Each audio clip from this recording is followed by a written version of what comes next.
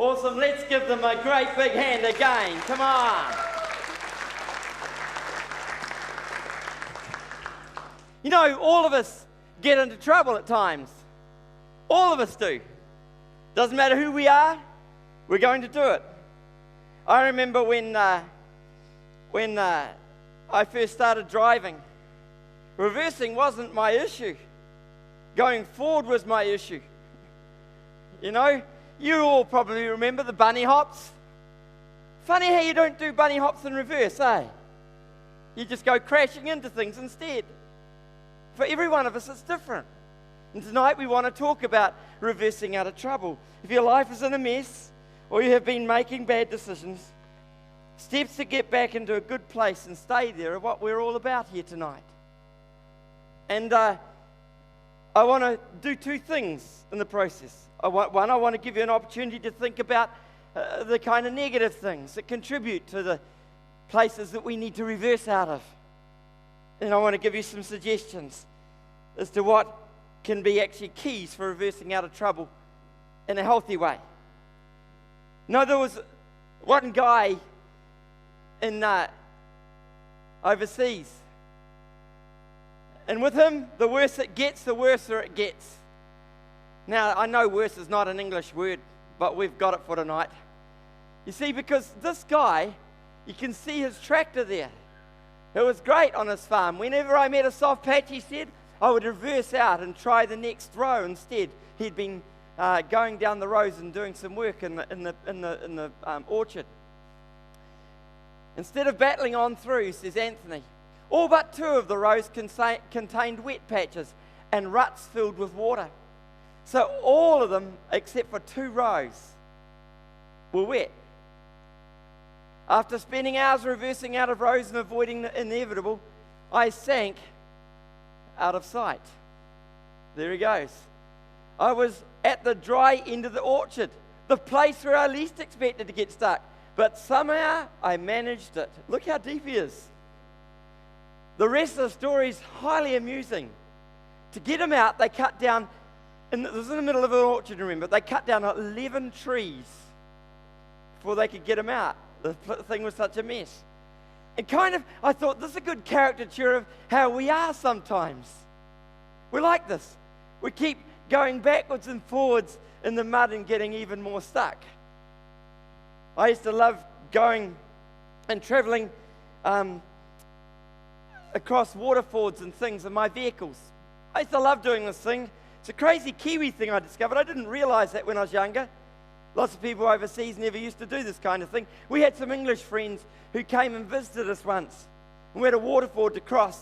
It freaked them right out. It was only that deep. They weren't used to it. And we're all different. We all get into trouble in different ways. I actually one day saw a guy who went into the water and his wheels got stuck, so he went backwards and he went forwards and he kept going like this, and he kept using the wrong gear. If he'd put it in a second gear, he probably would have driven out, but he put it in first gear. This is just a little lesson for those of you who do get stuck. Second gear is better for getting out because you get different traction, different torque, and it doesn't spin so quickly in the mud.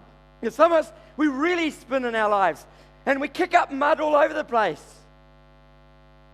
And then we wonder why people don't want to hang around behind us. So I want to ask the question for us. Maybe this is a guy with a tractor. But the mud really talks about the kind of mess we get into. So what are the causes of trouble that we face?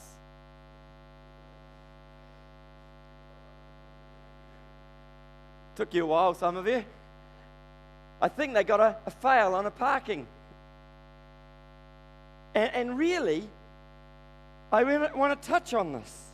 You see, because we fail sometimes without realizing the rocks are there. We fail because we put it in the wrong gear. I think that's perhaps what happened here. But whatever it was, they reversed over that rock and they got stuck. And it's so much like us sometimes. Some of us keep reversing over rocks in our life. And some of us get stuck on those rocks. some of us, we kind of feel like we never quite get off those rocks, even when we think we've got off those rocks. And the rocks are there. They come in all sorts of shapes and forms. And I'm just going to touch on some aspects of the rocks for us in life. In the book of Proverbs in the Bible, it says, a greedy person brings trouble to his family, but he who hates bribes will live. The heart of the righteous weighs its answers, but the mouth of the wicked gushes evil. Now, what is this all about? It's talking about attitude, where people are greedy. It's talking about an attitude where people want to speak evil. They just want to say the wrong things. That kind of, for some of you, probably you know that experience. What is it? I watched it when I was a very young Christian. I had one or two friends who really were motivated for money. Really motivated for money. And I was pretty highly motivated for money. In fact, I used to read any books I could get a hold of on how to make $1 million. I go down to Whitcoll's nowadays, and right as part of the section of the bit I'm interested in, there's a section of books there that deals with good management and leadership and those kinds of things. Mixed in amongst it is how to become a millionaire or how to become rich or, whatever title it is. And those books, they used to have a huge attraction on my life. But you see, I noticed that people who were after more all the time, they didn't have a good life. They didn't really have a good life. See, because they were greedy. Now, there are some people who are wealthy who are not greedy. You want to hear that really clearly. Some people who are wealthy who are not greedy. But many people who want wealth are. There's a big difference. I don't condemn anybody who's wealthy, as long as they're being wise with their money, using it in a way that's helpful. I don't know how on his own head got there, but I've accidentally got it there. Here's the next passage. The person who is pregnant with evil and conceives trouble gives birth to disillusionment. I thought I'd be clever on this. I got on the internet and I typed in pregnant with evil. What a bad deal. I found a guy who was pregnant. Turned out that when he was 24, he had a sex change, so he really wasn't a guy after all. But, some of us are pregnant with evil and we conceive trouble. We want something. We are willing to sacrifice our integrity. We are willing sometimes to do nasty things if it's going to be of some advantage to us. And I want to say this. For those of you here that are Christians this morning, you are not excluded from this little bunch. Because I know I've met plenty of people who are pregnant with evil. They're angry at something, angry at someone. Or they have intentions of making a gain. We have a drama that our guys do, where a young man who's meant to be a Christian's there, and he can't help it leering at the sexy woman down there, or yelling at his workmate. You see, those kind of things don't come unless we're pregnant with it. Babies aren't born without pregnancy. Hey, ladies? Yeah. And the one difficulty with a person like this, is it gives birth to disillusionment. It creates all sorts of issues around them. If you see people being disillusioned because of another person, you can almost guarantee that there's a pregnancy of evil inside them. In other words, their intention is not good. Their intention is wrong. And some of us can live like that. And we need to think about that. The person who digs a hole and scoops it out falls into the pit he has made.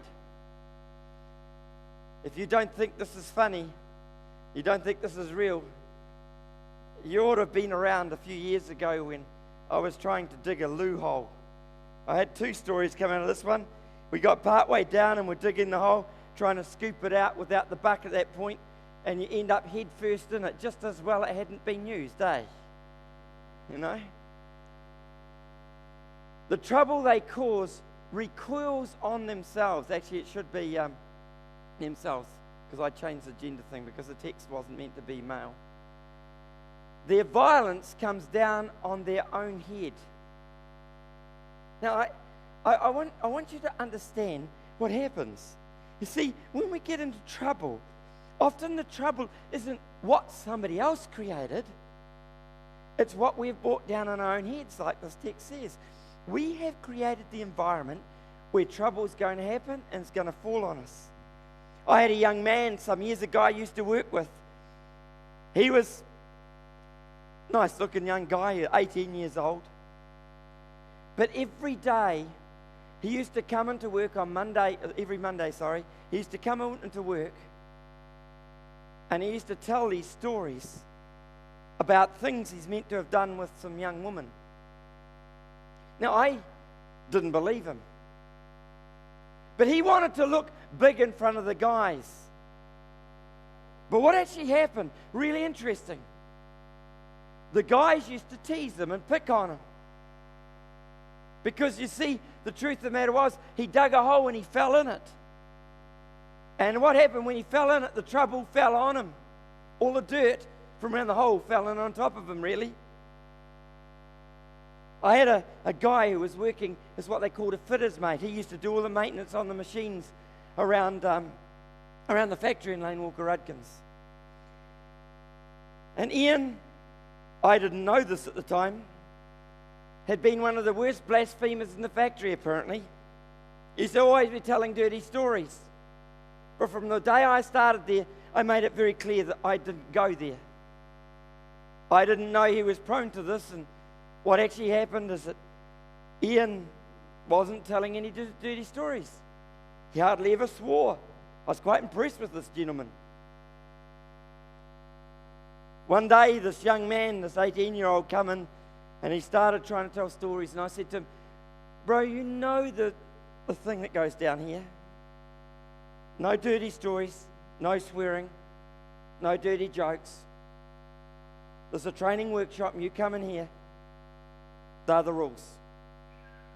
I said, management were prepared to agree with it because it was a condition of my employment that I wouldn't allow those kinds of things where I was. If they want to do it elsewhere, that's up to them, but not when I'm around in a training workshop where I'm responsible for the environment. He came in, and in spite of the fact I warned him several times, he decided to continue trying to tell this dirty story that I suspected wasn't true. Ian, my fitter's mate, took my word seriously that I'd chuck anybody out that did it. He grabbed him by the scruff of the neck, the seat of his trousers, and he started trying to chuck him out. Well, the young fella was fairly strong, and so there was a bit of a tussle going on there, and the young fella wasn't going to leave, but Ian was determined to get him out. In the end, I thought, this is not good. I've created this conflict here. So I went over and also grabbed him by the seat trousers and the scruff of his neck, and between the two of us, we chucked him out. "Don't you come back in here," I said to him, "until you're willing to come in here and respect the rules." He didn't ever come back in and start telling dirty stories. He came back to work and to train and to do things. A year later, however, I actually handed him a resignation in. I was walking between some rows of machines going to another department to check up that the guys were all right in there. And this young fella steps in front of me. And he says to me, "Gary, hear you're leaving." I said, "Yeah." I almost said his name. I wasn't going to tell you his name. I said, "Yeah." I says, I did tell you that I was going to go and serve the Lord one day." "Oh, I didn't take you seriously," he says. I said, No, I'm going." "But you can't go," he says. "But I am going." But you can't," he says. And I said, "Why is that?" And he says to me, with his head down looking at the floor, he said to me, "Because yours is the only place I can come to and be totally honest and be respected." And then he looked at me and tears were flowing down his eyes. By this stage he was 19 years old. You see, what had happened, and he has explained to me, because I gave him a safe place to be, and a safe place to be because I made it clear that saying those kind of things wasn't good. He knew that it brought trouble on him and it brought trouble on his life. So he felt really good about coming to a place where he could be himself, he could be honest, he could be truthful, and he didn't end up with trouble on his head. I was totally stunned because I had no idea that that had that impact on him. The next one I want to talk about, if we look at it, a person of perverse heart does not prosper. The person whose tongue is deceitful falls into trouble. If you've got a heart that's perverse, if you've got a heart which wants to look for trouble, if it is looking for trouble, then you're going to fall into it. Because see, Jesus said these words. He said, out of the heart is where the words in our mouth come from. See, that's the truth of the matter. And that person won't prosper. Yeah, they might get more money, but they won't prosper as a person. They will always fall into trouble. You see, really, if you look at these three things we've just looked at, it's attitude, attitude, attitude. And I could go on ad infinitum about all the different things that create the problems. You probably have thought of something for yourself. So I want to get onto a more positive vein right now. I want to talk about keys for reversing out of trouble. Here's a whole bunch of cars that are reversing. First of all, I want to suggest one very simple thing. That you take the attitude of a learner. You take the attitude of a learner. See, if you are willing to take the attitude of a learner, then you're not going to go around with perverse speech. You're not going to have hateful things that you do. You're not going to allow anger to control your life if you go in as a learner. Yes, you might get angry sometimes, but you're going to change. You're going to change. The second thing I would suggest that you do as a principle rather than a specific is that you actually as a person identify your patterns that lead to problems. And here's the way to do it. You go to your friends and you say, what is it that I do every time I get into trouble? Simple question, eh? Yeah? Hello? Is there anybody there? All right? Identify your patterns that lead to problems. And there's only one way of doing it, is ask people around you who know. You might have some ideas yourself, but friends who are true friends are going to give you the truth.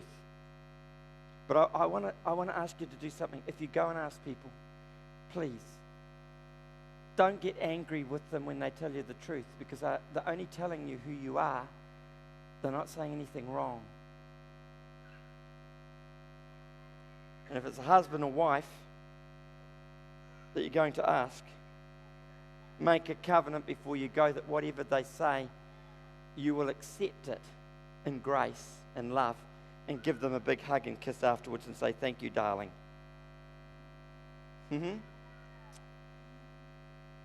Trouble is often linked to character or heritage issues. In the Bible, we have numbers of stories of people who had a bad history. There were kings, who, if you go back through their history, king after king after king, if you go back through their heritage, you can see there were issues in their heritage that spilled out in their kingship and their leadership. Some years ago, I met a guy who was a pastor, but he was a very, very, very angry man. He's an exceedingly angry man. And what used to happen with this pastor, with his anger, is it used to blow up. And the whole church would feel it. Then there was a pastor who was a woman in one of the places I worked in. When she used to blow up, she used to swear at people. She never used to swear normally. It was a bit of a shock to her congregation, so her presbytery used to come to me and have deep talks with me about what they should do about it. And I said, well, there's obviously an issue here. We need to try and help her resolve the issues. What's causing it? I figured out what was causing it at the time. It was a bit embarrassing, but we helped solve that. And I'm good friends with that person to this day because of it. She wasn't very good friends with me prior to it because of just some worldviews that she had. You see, trouble is often linked to character or heritage issues. And if it's a character flaw, I tell you now that you've got to be intentional about addressing character issues because they won't address all by themselves. Get an objective view. Get a totally objective view. Once again, I would say go and ask people. The next one. The Lord is far from the wicked, but he hears the prayer of the righteous. He's very, very far from the wicked. But he does hear the prayer of the righteous. And I want to say this. Any of us that are being destructive to others, any of us that are creating problems around us, we're wicked. We might not think we are. We might think we're quite nice. In fact, we're quite average. But most of us as average people are fairly wicked if you really get to the heart of a person. So the Lord is far from the wicked, but he hears the prayers of the righteous. So one of my suggestions would be that you learn to talk to God. And you say, God, I would like to do the right thing. I really am pursuing wanting to be different. So can you help me with this one thing right now? And I want to tell you, even if you don't know him yet, you know he's going to respect and honor that. He's going to work in your life. Isn't that awesome? Amen? Yeah. Then the next one, deal with the reactions. Mr. Worrywart up here is always saying, what if? Jesus' words were, therefore, in Matthew chapter 6 and verse 34, therefore do not worry about tomorrow, for tomorrow will worry about itself. Each day has enough trouble of its own. You know, one of the worst things that you can do is worry. Medical evidence shows that people who worry will tend to shorten their life. So if you're wanting to have a long life, stop worrying. But then some people who worry, they worry about the fact that they worry, and so they worry about worrying, and so they worry themselves into the grave again. When Jesus said this, he was being really serious. Because the truth of the matter is, worry in itself often is the cause of trauma. It actually is. I have watched over the years as a pastor people who worry. Jesus had one person who particularly was prone to worrying. Her name was Martha. She was always trying to get everything right in the kitchen. When Jesus turned up, she wanted it to be extra special, but Mary just liked to sit and listen to Jesus. And so she came to Jesus and she said to Jesus, Jesus, just get Mary to come and help me now. Jesus' response is, Martha, you worry about many things.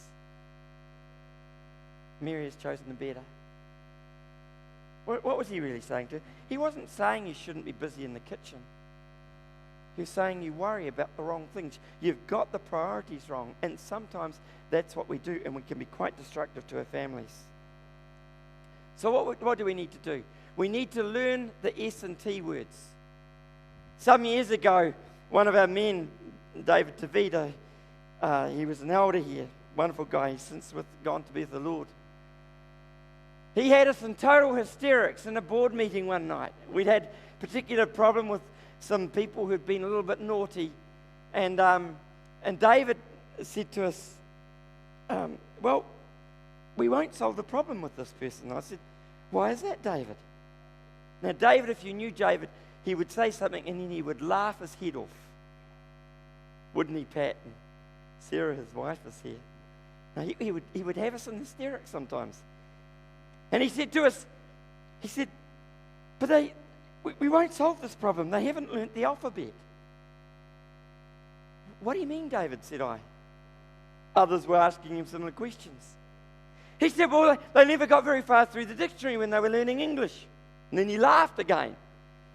We're totally blind to what he was trying to say. He said, what do you mean? David, it's obvious. He says, They never got up to the S's. Yeah, David? He's laughing his head off again. He said, they never learnt the word sorry. They never got to the S's in the dictionary. They never learnt the word sorry. See, the truth of the matter is like the song said that the girls sang tonight. Sorry for the way I've been living my life. And sometimes we've got to be sorry. If we're not sorry, we're not going to solve the issue that we face and when we keep getting into trouble. See, the truth of the matter is the second one is trust. We need to learn that word as well. There's two words to learn: sorry and trust. Sorry means we can back out of it. Trust means we can go forward. And that's the truth of the matter. With these reversing functions, you'll also be able to back your way out of trouble. In reality, if we take the sorry one, most of us know the sorry one. You know what it's like when somebody comes and says sorry, and they say it 1,000 times. And some of us sometimes would say to them, oh, you know, you said this last time, and I don't believe you anymore. We may not say I don't believe you anymore, but that's what we're saying sometimes. Another interesting thing is, think about this seriously. If God worked on that basis, we'd all be burnt. Seriously. Sorry is an important word, and we need to learn it. In terms of trust, trust God. In the song, the girls also said, Jesus, take the wheel. Give me one more chance. And if we're gonna really be in the right place, if we're gonna get out of trouble, we've got to learn to shift our trust in our own strength, our own wisdom, our own insight. And we need to shift the ground, and we need to start trusting God. The psalmist says these words: in the day of my trouble, I will call to you, for you will answer me. There's an absolute surety. If we approach God, He's going to give us help. He's going to show us the way. I think that's awesome, amen? Only some of you think it is. Amen? Oh, more. Okay, that's good. Trust God's promises. Actually, the word promise is meant to be in capitals as well, but I pushed the wrong button, so never mind. Psalm 119 says these words: trouble and distress have come upon me, but your commands are my delight. If we don't know them, if we don't know Him, then they can't be a delight. You know, I love to be with my wife. She's my delight. When she's around, I feel good. If I need to talk to somebody I know I can absolutely trust, that's the one person I can absolutely trust. Sometimes I don't want to hear what she wants to say back, but I know I can trust her. Absolutely. And the same thing is true of God. You see, the truth of the matter is that God actually will take us. And sometimes some of the trouble and distress we end up facing isn't caused by us. And I want to touch that just gently. Sometimes it's caused by other people. But if we actually approach Him and we trust what He says to us, He's going to bring us out of it. And some of you know me well enough to know some awful things I've faced that were no fault of my own.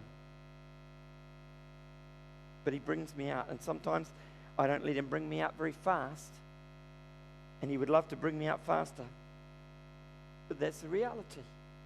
It's who I am. And I need to learn some things all the time. And part of our development as people is that God wired us up is to be in a relationship with Him that's a trusting relationship and special and precious. A relationship which you can always say, it's awesome to be in your presence, God, and I trust everything you're going to say to me. So really, if we take these things seriously, we're going to be able to do one thing. We can live with confidence that no matter what troubles we face, no matter what issues we may experience, No matter whether trouble's something we've created and we need to solve, or whether it's something that's happened around us that we haven't had any control over.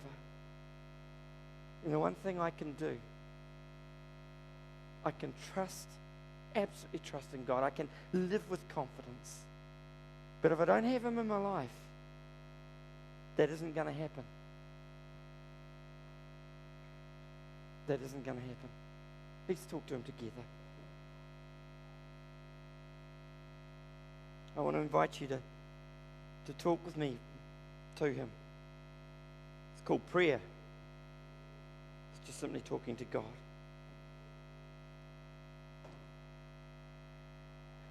Father God, we want to thank You that You really do care for us. We want to come to You right now. We want You